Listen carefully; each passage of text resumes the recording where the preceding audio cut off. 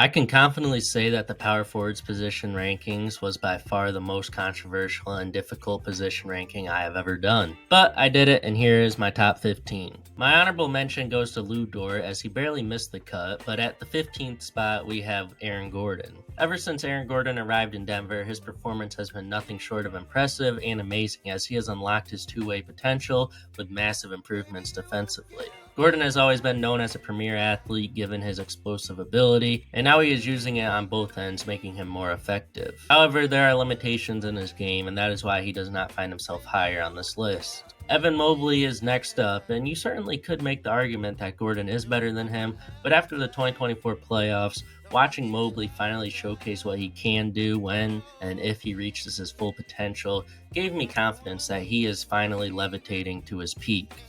Statistically, he has the slight edge over Aaron Gordon as well, so as weird as it may seem, I have Mobley at 14 over Aaron Gordon.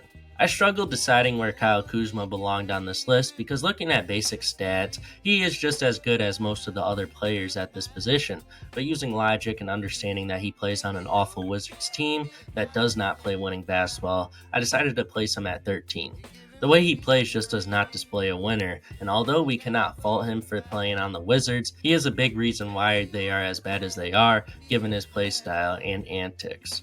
But that is a discussion for another time. At 12, I have Jeremy Grant, who is criminally underrated. Looking at Jeremy Grant's stats, he averaged 21 on 45, 40, and 82 shooting splits.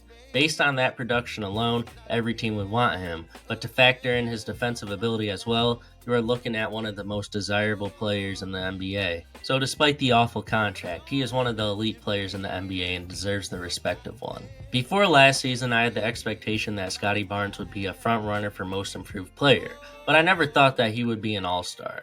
The way he played in the beginning of the season gave the Raptors the confidence to move on from Pascal Siakam and OG Anunoby by way of trade midway through the season. Now Scotty Barnes is the face of the Raptors franchise, and right now he is the 11th best player at this position. But he is only headed into his 4th season and has already made an all-star team and is still improving. Insane. Julius Randle finds himself at 10, and I was conflicted with it because historically we all know how bad he is in the playoffs, but in the regular season, he is an All-NBA player, which would equate to him being a top 6 forward in years where All-NBA teams are based on position. Unfortunately for him, injuries have plagued him the past 2 seasons, making his playoff redemption impossible.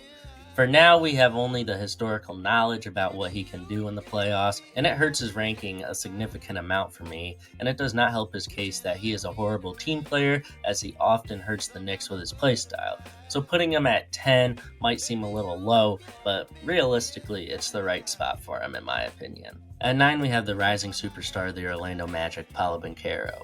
Paolo just completed his sophomore season in the NBA, and in that season, he led the Orlando Magic, a team that had not made the playoffs since the bubble, to the 5 seed in the Eastern Conference. Now, the numbers he put up may not jump off the page, as they are relatively similar to many players at this position.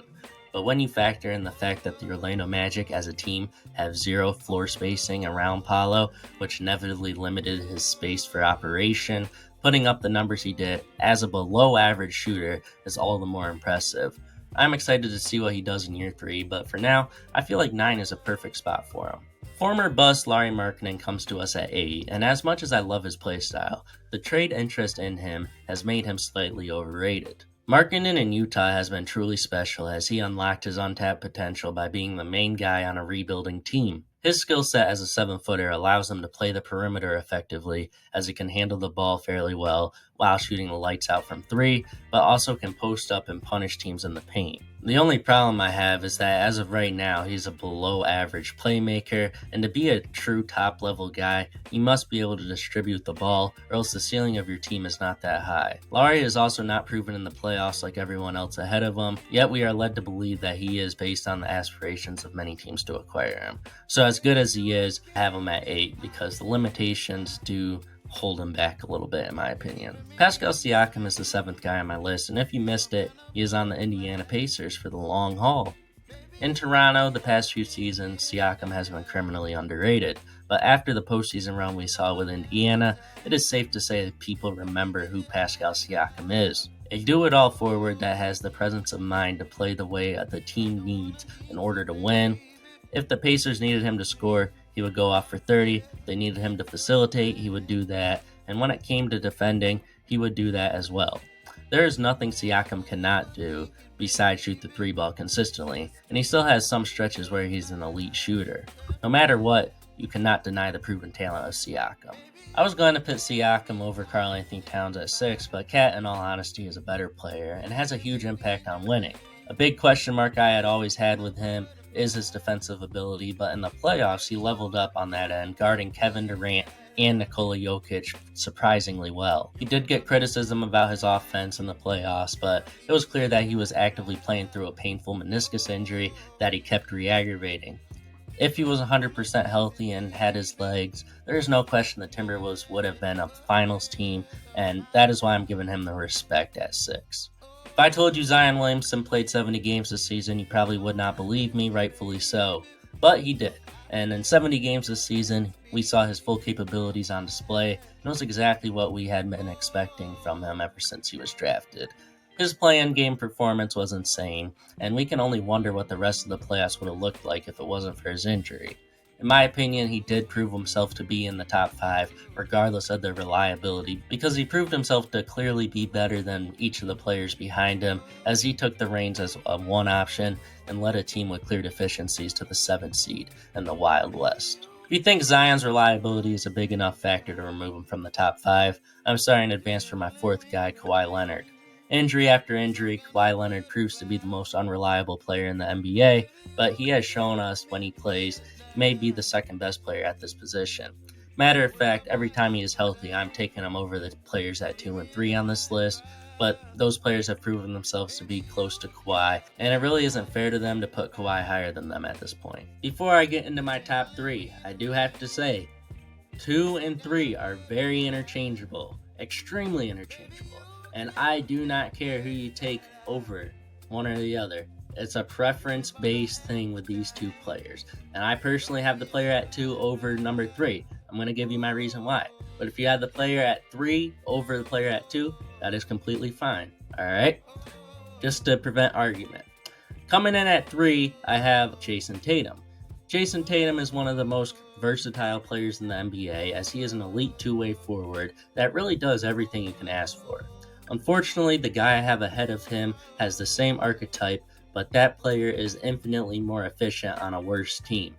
Now, the margin between these two players is close, and given recency bias, some may have Tatum over my second guy, and that is okay, because it is honestly a toss-up. But given the fact Tatum is on one of the best teams ever assembled, yet he is still very inefficient, I must put the player that is more efficient in a more difficult situation above him. The second guy is Kevin Durant, and everything that one would say Tatum is better at than KD can be traced back to the system Tatum plays within. And for that to be the reason one would put Tatum over KD just does not make sense to me.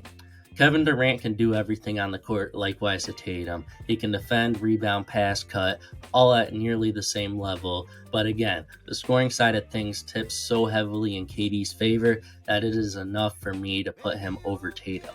Again, the margin between these two players is ridiculously close, but I believe KD is still better at this point. But if you say Jason Tatum's better, I wouldn't argue with you. And with hopefully no surprise, we have Giannis Antetokounmpo. In terms of points, rebounds, and assists, Giannis is better than every other player by a somewhat wide margin, so I will not overcomplicate this, and I am putting him at 1. It really does baffle me how people have been so quick to forget about Giannis, as if he isn't a definitive top 3 player in the NBA, though. Literally one of the best playoff performers in the NBA, and it's not even close. It's absurd how he's becoming forgotten about. And with that, you have my top 15 power forwards in the NBA. If you want to see my top 15 small forwards, shooting guards, point guards, click on the playlist. And don't forget to subscribe, because next Friday we have our top 15 centers. And that's going to be a goodie as well. All of this is leading up to my players rankings. Every Friday we do a rankings video in the off season, and every Monday we have our weekly recap in case you missed it. If you want to see the latest episode, it's on the screen. And if you want to see other position rankings, click on the playlist on the screen. Y'all stay safe. Have a good one. Bye.